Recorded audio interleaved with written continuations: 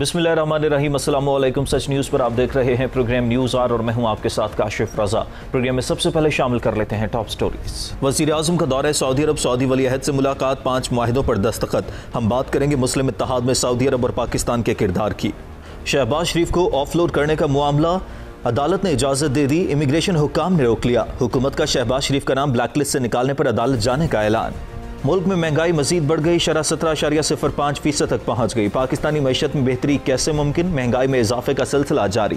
Already top stories आप जान चुके हैं। वज़ीर आज़म इमरान खान सऊदी वली अहद की दावत पर 3 रोज़ा दौरे पर सऊदी अरब में मौजूद हैं। वज़ीर आज़म इमरान खान के सऊदी अरब पहुंचने से पहले ही पाक फौज के सरबराह और उनके मुआविन ख़ुसूसी अल्लामा ताहिर महमूद अशरफी समेत अहम शख्सियात पहले ही अर्ज़ हरमैनुल शरीफैन पहुंच चुकी थीं। इस दौरे को बड़ा अहमियत का हामिल करार दिया जा रहा है। तफसीलात के मुताबिक सऊदी अरब में पाकिस्तान के जो सफ़ीर हैं बिलाल अकबर, उनका ये कहना है कि वज़ीर आज़म का जो 3 रोज़ा दौरा है, इस हवाले से उन्होंने जो तफसीलात बताई, उन्होंने कहा कि वज़ीर आज़म के 3 रोज़ा दौरे के दौरान 3 शोबों में ताउन की याददाश्तों पर दस्तखत होंगे। दौरे में कैदियों से मुतालिक भी इजलास होगा, जिसमें सऊदी ताउन से कैदियों की रिहाई में तेज़ी लाई जाएगी और सऊदी अरब से सैकड़ों कैदी रिहा होकर पाकिस्तान आ जाएंगे। साथ ही साथ उन्होंने ये भी कहा कि सिफारत खाने में हेल्पलाइन कायम कर रहे हैं जो 24 घंटे काम करेगी। हेल्पलाइन पर कम्यूनिटी अपने मसाइल बयान कर सकती है। कम्यूनिटी इश्तराक प्रोग्राम शुरू किया जाएगा ताकि मसाइल सुनकर मदद की जा सके। वज़ीर आज़म इमरान खान पाकिस्तान के वाहिद वज़ीर आज़म हैं जिन्होंने सबसे ज़्यादा सऊदी अरब के दौरे किए हैं और इस दौरे को बहुत अहमियत का हामिल करार दिया जा रहा है। इस पर हम बात करेंगे और साथ ही साथ दीगर ममालिक के साथ ताल्लुकात की बात करेंगे कि अरब ममालिक के साथ पाकिस्तान के ताल्लुकात कितने अहम हैं, खासतौर पर सऊदी अरब के साथ ताल्लुकात खत्ते में इंपॉर्टेंस के हवाले से कितनी अहमियत के हामिल हैं। इस सारी सूरत हाल पर बात करने के लिए साबिक सफीर जावेद हुसैन साहब मुझे प्रोग्राम में वीडियो लिंक पर ज्वाइन कर चुके हैं। जावेद साहब, बहुत शुक्रिया आपके वक्त का। जावेद साहब, इससे पहले भी सऊदी अरेबिया के दौरे होते रहे हैं, खान साहब ने सबसे ज़्यादा दौरे किए हैं पाकिस्तान के वज़ीर आज़म होने की हैसियत से, लेकिन ये जो दौरा है ये बड़ा अहमियत का हामिल करार दिया जा रहा है। इससे पहले आर्मी चीफ गए और उसके बाद उनके मुआविन ख़ुसूसी भी उनके साथ थे और अब खान साहब भी चले गए। तो पिछले चंद रोज से ये दौरा खबरों में है। इस दौरे को इतनी अहमियत क्यों दी जा रही है? इसमें ऐसा क्या खास है? इससे पहले भी तो दौरे होते रहे हैं। जी, एक तो वजह यह है कि पाकिस्तान के जो ताल्लुकात हैं, जो तारीख़ी तौर पे सकाफ़ती, सियासी और मजहबी और अस्करी मैदानों में बहुत करीब रहे हैं। उनमें 2015 से कुछ थोड़ी सी सदमैरी आई थी जब हमने यमन में अपनी फ़ौजें भेजने से इनकार कर दिया था। तो उसके बाद जब ये मौजूदा हुकूमत इमरान साहब की हुकूमत बरसर इक़्तिदार आई तो कोशिश की गई कि उन तल्लुकात को दोबारा बेहतर किया जाए और इमरान साहब ने उस वक्त भी एक अहम दौरा किया। उसके बाद फिर मोहम्मद बिन सलमान जो वहाँ सऊदी अरेबिया क्राउन प्रिंस है वो भी तशरीफ़ लाए यहाँ पे। उनका बड़ा आओ भगत से उनका इस्तकबाल हुआ और उसमें ये भी बताया गया कि सऊदी जो हैं वो काफ़ी इन्वेस्टमेंट वगैरह पाकिस्तान में करेंगे, तल्लुकात को मजबूत बनाया जाएगा। लेकिन बदकिस्मती से उसके बाद जब कश्मीर का मसला दोबारा एक उसने ज़ोर पकड़ा, चूँकि मोदी ने 5 अगस्त 2019 को जब कश्मीर को इंडिया में ज़म कर लिया गया, यानी उसको एनेक्स कर लिया गया थी आर्टिकल 370 को ख़त्म करके और फिर 35A को भी ख़त्म करके, तो वो हमने उस वक्त उसके बाद कोशिश की कि OIC यानी ऑर्गेनाइजेशन ऑफ इस्लामिक कोऑपरेशन के फॉरेन मिनिस्टर की कॉन्फ्रेंस हो। तो उस पर सऊदी अरेबिया और UAE इन ममालिक ने हमारा साथ नहीं दिया, जिस पे आपको याद हुआ कि शाह महमूद कुरैशी साहब ने बड़ा सख्त एक बयान दिया था जिससे मायूसी का अपना इजहार किया था और वो दोबारा इसलिए तल्लुकात में एक सदमैरी आ गई थी पाकिस्तान और सऊदी अरेबिया के दरमियान।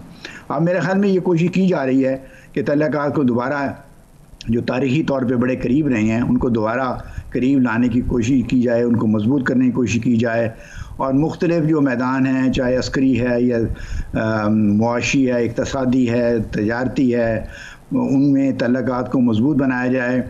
और पाकिस्तानी जो सऊदी अरेबिया में तकरीबन 20 लाख के करीब हैं उनके यानी वेलफेयर के बारे में जो भी इक़दाम लिए जा सकते हैं वो लिए जाएं और साथ मज़ीद वहाँ पर सऊदी अरेबिया में जॉब अपॉर्चुनिटीज़ पाकिस्तानियों के लिए पैदा यानी उनके लिए काम किया जाए। तो ये सारे चीज़ों के इन मकासद को हल करने के लिए ख़ास तौर पे इक़्तिसादी और मुआशी मैदानों में ताउन को बढ़ाने के लिए मेरे ख़्याल में ये दौरा हो रहा है। और इसके साथ साथ ये भी कोशिश है कि जो ख़िते में अहम मामलात हैं, ख़ास तौर पे जो सऊदी अरेबिया और ईरान के दरमियान जो कशीदगी पाई जाती है, तो पाकिस्तान की ख्वाहिश हमेशा ये रही है कि सऊदी अरेबिया और ईरान के दरमियान तल्लुकात जो हैं वो मामूल पे आ जाएं। उनमें जो आपस में रंजिश यानी कशीदगी है, आपस में जो बिटरनेस है, उसको दूर किया जाए। और हाल ही में आपने देखा होगा कि सऊदी अरेबिया के जो वली अहद हैं, क्राउन प्रिंस हैं, उन्होंने एक वैसा बयान दिया जिससे ज़ाहिर होता था कि वो भी ईरान के साथ तल्लुकात को बेहतर बनाने पे आमादा हैं। और ईरान ने भी उस बयान के जो है वेलकम किया है, खुश आमदीद कहा है। तो पाकिस्तान भी इसमें एक पॉजिटिव रोल, मुस्बत रोल अदा कर सकता है। फिर वह कश्मीर और अफ़गानिस्तान में भी हमें सऊदी अरेबिया की अंडरस्टैंडिंग की ज़रूरत है, क्योंकि ये दोनों जो मसाइल हैं, कश्मीर और अफ़गानिस्तान, और दोनों की जो इम्पोर्टेंस है पाकिस्तान के लिए, उसमें तो किसी को कोई यानी दो राय नहीं हो सकती। ख़ास तौर पे आजकल के हालात में जब अफ़गानिस्तान से अमेरिकन फोर्सेस विड्रॉ कर ली हैं और वो अगले 11 सितंबर तक उन्होंने अपने मिलिट्री विड्रॉल कंप्लीट कर लेना है, तो पाकिस्तान की ख्वाहिश ये है कि अफ़गानिस्तान में अमन हो और वहाँ पे जो मुख्तलिफ गिरोह हैं, तालिबान हैं या अफ़गान गवर्नमेंट है या दूसरी पार्टीज़ हैं, वो आपस में सियासी बातचीत के ज़रिए पुरअमन तरीके से अपने बाहमी मामलात को सेटल करें, ताकि वहाँ पर अमरीकी अफवाज के और नेटो अफवाज के इनखला के बाद वहाँ पर जो है वहाँ पे देर पा अमन और सबात को रेस्टोर किया जा सके। अच्छा। तो इन सब चीज़ों को अगर सामने रखा जाए तो ये सब चीज़ों पे साफ ज़ाहिर है इमरान खान साहब की और उससे पहले कमर जावेद बाजवा साहब की बातचीत हुई होगी और हो रही है, और उस पर काफ़ी ख़बरें भी आ रही हैं कि कुछ एक सुप्रीम कोऑर्डिनेशन काउंसिल को बनाने का फ़ायदा किया है, यानी फ़ैसला किया गया है, जिसमें पाकिस्तान की तरफ से इमरान खान साहब प्राइम मिनिस्टर वो होंगे, उसको रिप्रेजेंट करेंगे पाकिस्तान को, और क्राउन प्रिंस जो मोहम्मद बिन सलमान है वो सऊदी अरेबिया को। और इस काउंसिल का काम ये होगा कि पाकिस्तान और सऊदी अरेबिया के दरमियान मुख्तलिफ जो मैदानों में ताउन है उसको ज़्यादा से ज़्यादा मजबूत बढ़ाया जाए और तेज़ तर किया जाए।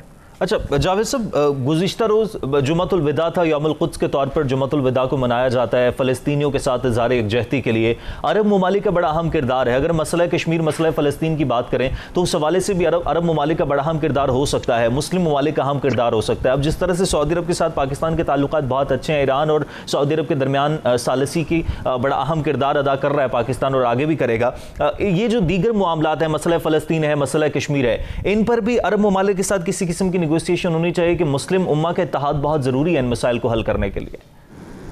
जी, वो आपकी बात दुरुस्त है कि फ़लस्तीन का मामला भी कश्मीर की तरह पिछले तकरीबन 1948 से चला आ रहा है, और उसके ऊपर भी बजाय पेशरफ्त होने के फ़लस्तीनियों के हकूक़ जो हैं वो इसराइली हुकूमत जो है वो गस्ब करती जा रही है, और उनके जो जायज़ हक हैं उनको वापस यानी उनको रेस्टोर नहीं किया जा सकता। यूएन रेजोल्यूशंस और ओआईसी के रेजोल्यूशंस को इसराइल ने खुल्लम खुला उनकी खिलाफ वर्जी की है, ख़ास तौर पे यूएन की जो रेजोल्यूशन है जो उसके ऊपर बाइंडिंग है, जैसे रेजोल्यूशन 242 और 338 हैं यूएन सिक्योरिटी काउंसिल की।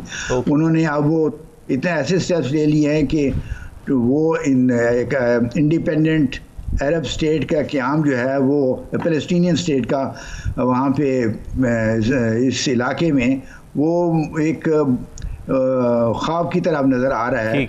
लेकिन आपकी बात दुरुस्त है कि इस मसले के ऊपर इस्लामी दुनिया में इत्तेहाद होना चाहिए, मुस्लिम उम्मा में इत्तेहाद होना बहुत ज़रूरी है। बहुत शुक्रिया जावेद हुसैन साहब आपके वक्त का। तमाम तर सूरत पर बात कर रहे थे। ब्रेक लेते हैं, ब्रेक के बाद वापस आएंगे। वापस आने के बाद सियासी सूरत के साथ साथ शहबाज शरीफ के ऑफलोड होने के मामले पर भी बात करेंगे। एक ब्रेक के बाद देखते रहिए न्यूज़ आर।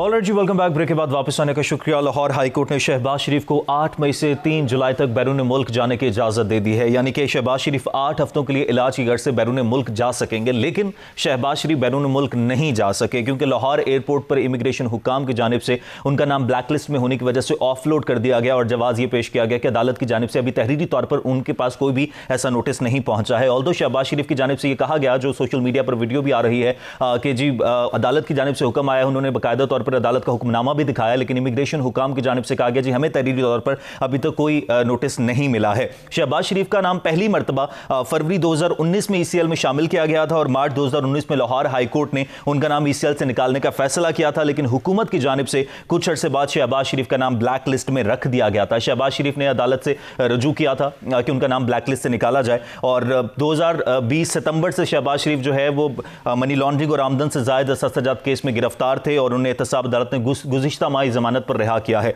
एक तो हम इस पर बात करेंगे कि हुकूमत ये ऐलान कर रही है कि जी ब्लैक लिस्ट से निकलवाने के मामले पर, जो नाम निकलवाने का मामला है, इस पर हम अदालत से रुजू करेंगे।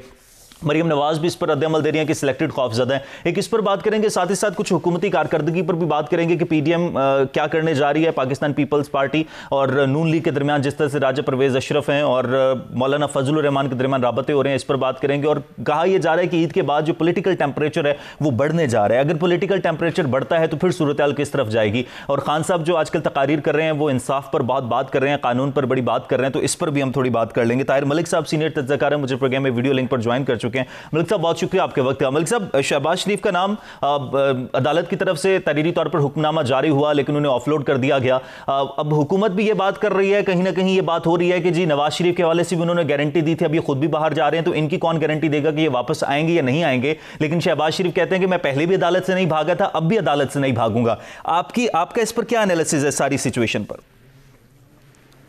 मैं समझता हूँ कि एक आम आदमी के लिए तो एक बड़ी कंफ्यूजिंग सी बात है ना। अगर अदालत जो हुक्म देती है तो कोई सिस्टम होगा, डेफिनेटली होगा।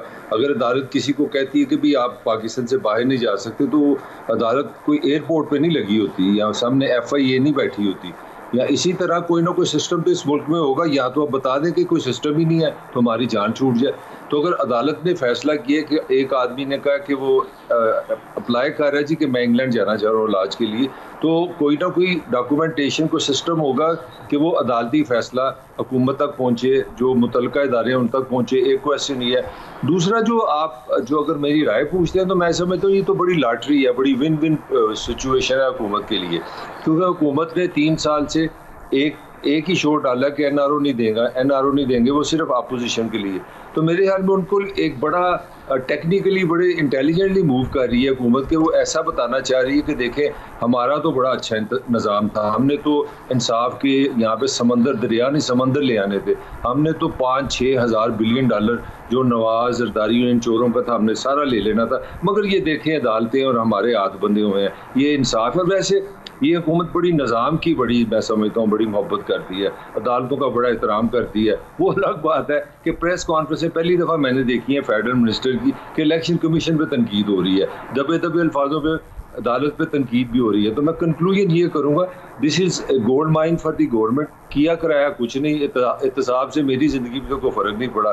जो दावे थे दावे पूरे नहीं हुए, और पूरे तरीके के साथ में एक ऑर्गेनाइज तरीके के साथ सारी जो जिम्मेदारी है ना वो डाल दिए कि देखें जी हम तो सारा कुछ करते हैं, अदालतें कुछ नहीं करने देती। और मैं देख रहा हूँ बल्कि सोशल मीडिया पे भी ऐसे ट्रेंड्स डेवलप किए जा रहे हैं कि आम आदमी को बगैर तौहीन अदालत किए डायरेक्ट अटैक किए ये बावर कराया जाए कि देखें हुकूमत तो इतनी मुखलस है, वो तो यहाँ पे जो एक ऐसा अदल का निज़ाम लाना चाह रही है जहाँ पे शेर और बकरी एक ही वक्त में पानी पिए। हम तो टोटल इंसाफ के साथ है, करप्शन के खिलाफ है। वो अलग बात है कि सारे 5-6 अपने वजीर हैं, उन पे मुकदमात है, उन पे इल्ज़ामात है, आटा चीनी सारे इल्ज़ामात उन पे लगे हैं, उन पे काम नहीं होना, सारा ये काम कर लो। तो ये पंजाबी जुबान में इसको हम अपने लाहौर की जुबान में हम कहते हैं लाहौरी रंगबाजी, ये बड़ी सूट करती है मैं समझता हूँ हुकूमत को। तो मलिक साहब, जब खान साहब ऑपोजिशन में थे तब अशराफिया के हवाले से बहुत बात करते थे, लेकिन हुकूमत में आने के बाद भी वो अशराफिया के हवाले से उसी तरह से ही बात करते हैं। लेकिन जब आप ऑपोजिशन में होते हैं तो सूरत हाल मुख्तलिफ होती है, जब आप इक़्तिदार में आ जाते हैं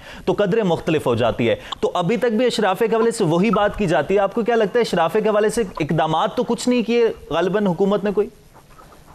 मेरा अपना ख्याल है कि इमरान खान की रियलाइजेशन जी इमरान को ये भी रियलाइजेशन हो गई है कि ये निज़ाम जो है ना इतना ये जो आसान सी ट्रांसलेशन थी ना कि आप इलेक्शन में होगा, इलेक्शन में जो ज़्यादा वोट लेता है वो वज़ीर आज़म बन जाता है और वो निज़ाम बदलेगा। मेरा लिए सच नहीं बोलना ना हमारे हुक्मरानों ने, इसमें इमरान खान भी शामिल है।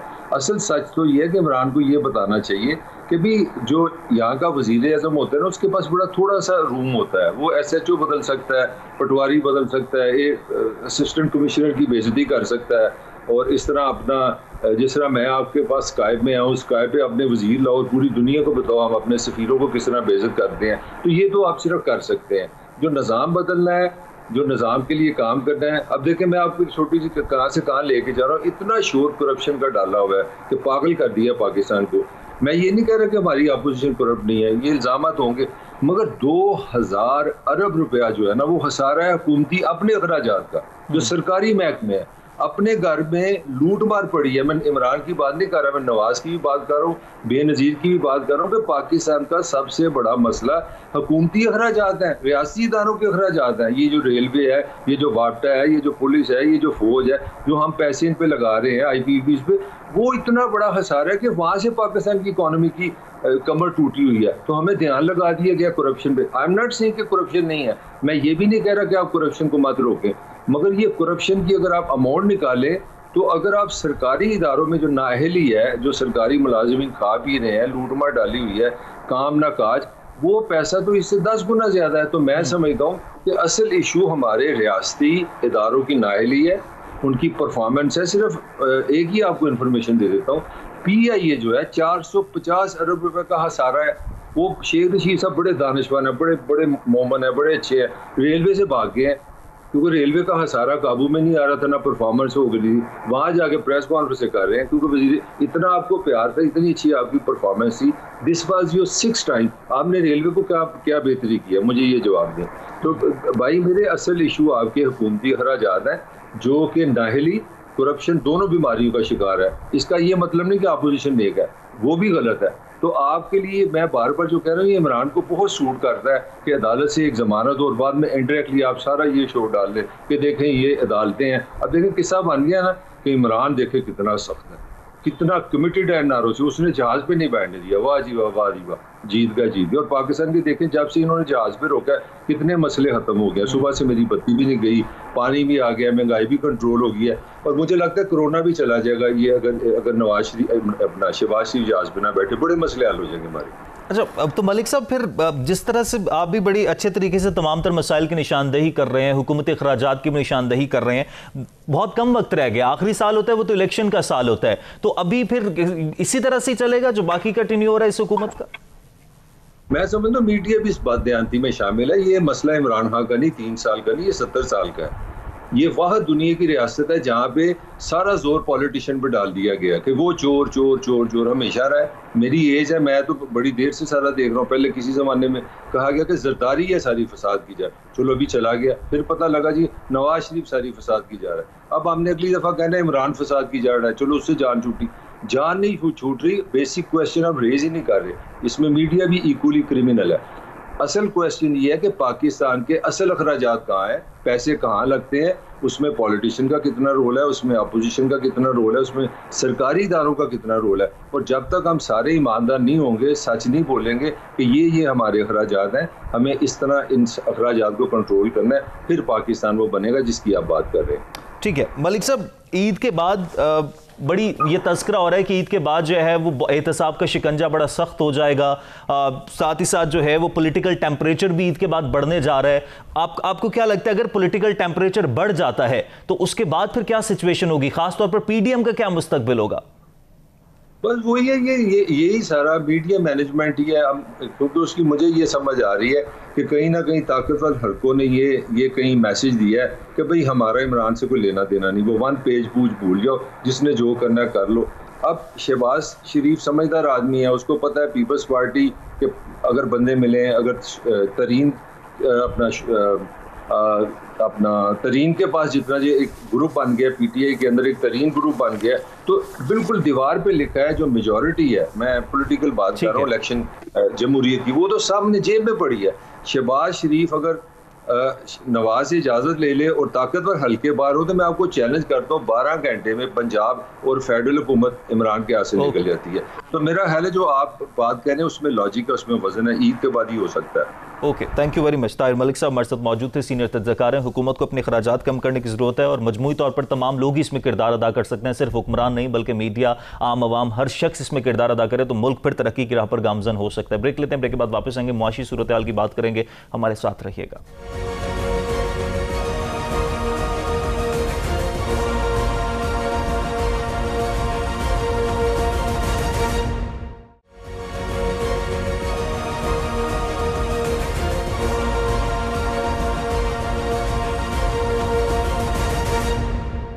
ऑलराइट जी, वेलकम बैक। ब्रेक के बाद वापस आने का शुक्रिया। और पाकिस्तान की मुआशी तौर पर जो सूरत हाल है वो सबके सामने है। सियासी तौर पर भी पारा हाई होता नजर आ रहा है। सियासी तौर पर हम मुस्तहकम नहीं हो पा रहे हैं तो मुआशी तौर पर किस तरह से मुस्तहकम होंगे। वफाकी वजीर ख़जाना शौकत तरीन ने कहा है कि हुकूमत महंगाई पर काबू पाने और आमदन और तरक्की की शरह में इजाफे के लिए हर मुमकिन इकदाम कर रही है। अगर इकदाम हुकूमत कर रही है तो उन इकदाम के नताइज हमें क्यों नजर नहीं आ रहे हैं। उन्होंने कहा है कि हुकूमत इंफॉर्मेशन टेक्नोलॉजी, ज़राअत और तामीरात के शोबे में अवाम को बेहतर हालात फराहम करने के लिए मुअस्सर तौर पर काम कर रही है। मुल्क में टैक्सेस की शरह बढ़ाने के लिए भी तमाम मुमकिन कोशिशें की जा रही हैं। एफबीआर को भी उनकी जानिब से 2-3 रोज पहले जो प्रेस कॉन्फ्रेंस की गई इसी हफ्ते के दौरान उन्होंने कहा कि एफबीआर को हिदायत की है कि वो आवाम को सहूलियात फराहम करे ताकि टैक्सेस की वसूली और आमदन में इजाफा किया जा सके। आइंदा माह 2021 और 22 के वफाकी बजट का ऐलान किया जाएगा। लेकिन सवाल यह पैदा होता है कि पाकिस्तान का जो बजट है वो 4000 अरब रुपए के खसारे का बजट है। मुल्क में इस वक्त किसी किस्म की स्ट्रक्चरल रिफॉर्म्स नहीं हो रही हैं, चाहे वो बिजली का सेक्टर हो या गैस का सेक्टर हो, किसी जगह कोई रिफॉर्म हमें नजर नहीं आती है।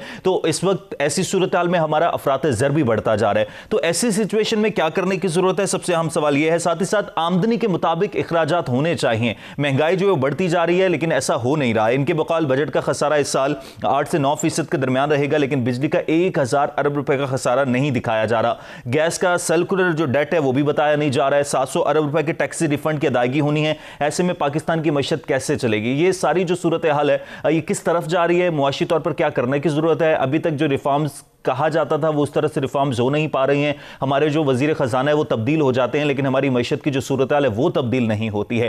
खान साहब भी अब मईशत के हवाले से उतनी बात करते हैं, हमें नजर नहीं आते कि मईशत बड़ी बेहतर हो गया है। लगता है मईशत वाकईतन अभी बेहतर नहीं हो रही और कोरोना की वजह से जो सारी सूरत हाल प्रिवेल कर गई है उसमें हम मुकम्मल तौर पर कहा यह जा रहा है माहिरीन की जानिब से कि लॉकडाउन की तरफ नहीं जा सकते, क्योंकि पाकिस्तान मुआशी तौर पर ऐसे हालात में नहीं है कि हम मुकम्मल तौर पर लॉकडाउन की तरफ चले जाएं। मुकम्मल तौर पर लॉकडाउन की तरफ भी नहीं जा सकते, कोरोना की वजह से सूरत हाल भी काफी तशवीशनाक है। साथ ही साथ मुआशी तौर पर कोई रिफॉर्म्स भी नहीं हो रही हैं, कोई ऐसा सेक्टर नहीं है जहां पर किसी किस्म की स्ट्रक्चरल रिफॉर्म हुई हो। तो इसके बाद फिर होगा क्या। हुकूमत के पास बहुत कम वक्त रह गया, क्या इकदाम करने चाहिए, सारी सूरत हाल पर हम बात करेंगे। मिर्जा इख्तियार बेग साहब मुझे प्रोग्राम में वीडियो लिंक पर ज्वाइन कर चुके हैं। लीडिंग इकोनॉमिस्ट हैं, फॉर्मर सीनियर वाइस प्रेसिडेंट भी हैं FPCCI के।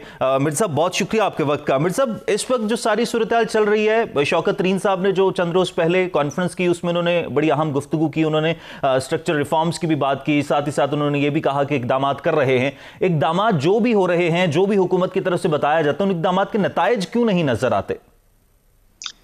देखिए, इस हुकूमत को अगर आप मुझसे पूछें कि सबसे बड़ा चैलेंज क्या है तो मेरा पहला, दूसरा, तीसरा यही जवाब होगा महंगाई, महंगाई, महंगाई। अफरात-ए-ज़र जो है वो डबल डिजिट पे आ गया है, जो बड़ा अफसोसनाक बात है। 11% की सतह पे पहुंच गया है और मंथ टू मंथ अब इसको अगर कंपेयर करें तो बढ़ता चला जा रहा है। उसमें सबसे ज्यादा इजाफा जो खाने पीने की अशिया में हुआ और वो भी माह रमजान में जो इजाफा देखने में आया है वो अनप्रेसिडेंटेड है। मैंने कुछ डेटा ब्यूरो ऑफ स्टैटिस्टिक्स का निकाला है आपसे शेयर करने के लिए। फ्रूट में 18%, पल्स में 28%, बीन्स में 5%, एग में 15% और वेजिटेबल में 30% और गोश्त में 67% इजाफा हुआ है। अच्छा, जैसा भी आपने इंट्रो में कहा था कि ये इजाफा जब होता है तो बाहर के ममालिक में आमदनी बढ़ती है, इनकम बढ़ाई जाती है तो वो उसका मुकाबला कर सकते हैं। हमारे मुल्क में ऐसा कोई मैकेनिज्म नहीं है कि इनकम बढ़े, बल्कि पिछले साल तो जो मिनिमम वेजेस में इजाफा करते हैं वो भी नहीं हुआ। तो ये बड़ी सीरियस सिचुएशन है। प्लस कोविड की वजह से कहीं कहीं पे माशत जम्मू का भी शिकार है, इकोनॉमिक एक्टिविटीज स्लो डाउन हुई है, मनी सर्कुलेशन जो है वो कम हुआ है और नई जॉब क्रिएशन बहुत कम हो गई है। हालांकि वजीर आजम साहब ने कंस्ट्रक्शन के शोबे को पूरा बूस्ट दे रहे हैं, मॉर्गेज फाइनेंसिंग इंट्रोड्यूस कराया है ताकि कंस्ट्रक्शन के शोबे जो है वो रिवाइव हो, क्योंकि इससे 40 शोबे जो है मुंसलिक हैं, लेकिन उसमें अभी टाइम लगेगा क्योंकि कंस्ट्रक्शन के प्रोजेक्ट जो होते हैं वो लॉन्ग टर्म होते हैं। तो मेरा कहने का मकसद सिर्फ यही है कि हुकूमत किस तरह से अब इस पे, जो आपने सवाल किया था, काबू पा सकती है। देखिए, जो महंगाई है, डिमांड एंड सप्लाई मैकेनिज्म को आप मेंटेन अगर कर सकते हैं, वो नंबर 1 है। और नंबर 2 प्राइस कंट्रोल है, जो एडमिनिस्ट्रेटिव सतह के ऊपर उन्हें करना होगा। दोनों चीजों में हमारी कोताहियां हैं। एडमिनिस्ट्रेटिव सतह के ऊपर कोई ऐसे छापे, प्राइस कंट्रोल, डिप्टी कमिश्नर वगैरह, सीलिंग, सजाएं, फाइन हमें रेगुलर बेसिस पे नहीं नजर आ रहा है। लिहाजा रात को सो के उठते हैं तो दूध वाले ने 30 रुपए फी लीटर बढ़ाया हुआ होता है, और किसने लेना है उसे लेना है। लेकिन हम सारी सूरत हाल की जिम्मेदारी कोरोना पर तो मिर्जा साहब क्या डाल सकते हैं? क्योंकि अगर कोरोना तो पिछले साल आया, कोरोना से पहले जो सूरत हाल थी वो भी बहुत ज्यादा बेहतर नहीं थी, उसके बाद कोरोना आ गया तो सूरत हाल और ज्यादा खराब हो गई। तो हम ये तो नहीं कह सकते थे कि कोरोना की वजह से ही सारी सूरत हाल है, उससे पहले भी तो सूरत हाल बेहतर नहीं थी। देखिए, कोरोना तो एक लेम एक्सक्यूज जिसको आप कह सकते हैं, आप अगर कोई आप एक्सक्यूज की जरूरत है तो, लेकिन कोरोना को हमारे अल्लाह ताला का इतना करम है कि पाकिस्तान उन चंद ममालिक में है जहाँ कोरोना की शिद्दत नहीं है, जहाँ कोरोना की एक्सटेंसिटी इतनी ज्यादा नहीं है। आप देखिए, हमारी सनतें तकरीबन नॉर्मल हो गई है, हमारी एक्सपोर्ट क्लियर अप हो रही है, हमने रिट्रेंचमेंट तकरीबन बहुत कम किया, ऐसा नहीं हुआ।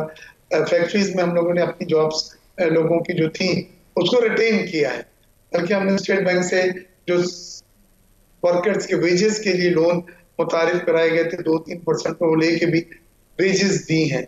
और अभी भी ये देखें, 1 हफ्ते की छुट्टी अनाउंस की है, गैजेटेड हॉलीडेज है, इसमें अगर हम फैक्ट्री चलाएंगे तो हमें दोगुनी वेजेस देनी पड़ेगी। ये लॉ है, रीत है मार्केट की, लेबर लॉ भी है।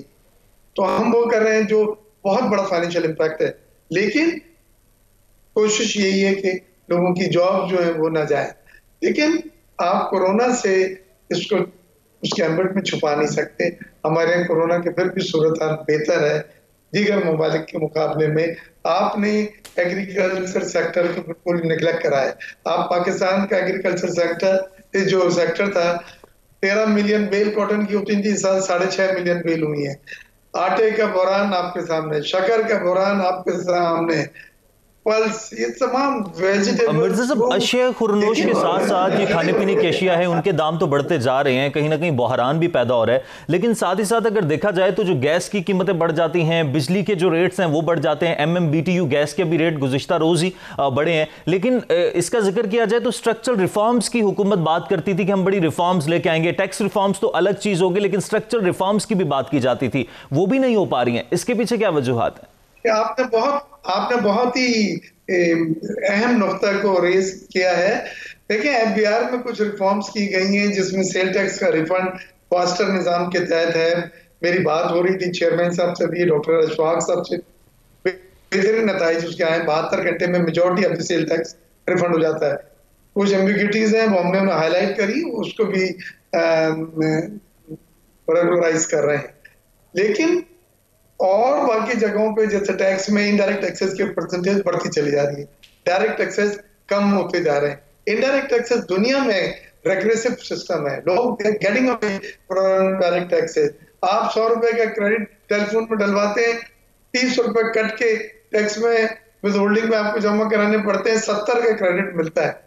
ये मॉडर्न एजेस के ये निजाम नहीं है। ये इनडायरेक्ट टैक्सेस को हमें कम करना होगा, लेकिन बदकिस्मती से इनडायरेक्ट टैक्सेस बढ़ते जा रहे हैं। दूसरे 3 सेक्टर होते हैं जो मुल्क की इकोनॉमी को चलाते हैं, एग्रीकल्चर, सर्विस सेक्टर और इंडस्ट्रियल सेक्टर। अगर आपको मैं GDP और टैक्स की वसूली बतलाऊं तो आप हैरान रह जाएंगे।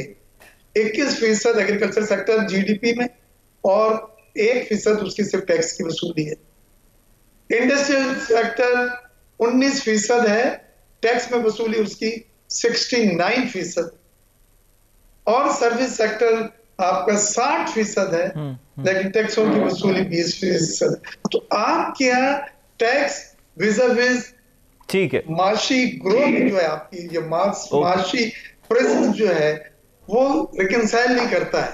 जिस सेक्टर का माशरत में जितना हिस्सा है टैक्स वो उतना नहीं दे रहा है। ठीक है, गॉट योर पॉइंट। मिर्जा इख्तियार बेग साहब, बहुत शुक्रिया आपके वक्त का। मुआशी तौर पर जब तक रिफॉर्म्स नहीं होंगी सूरत हाल बेहतर नहीं हो सकती। महंगाई सबसे बड़ा चैलेंज है, इस चैलेंज पर काबू पा लिया जाए तो मईशत भी बेहतर हो जाएगी। आज के प्रोग्राम से इजाजत दीजिए, अल्लाह ने के पास।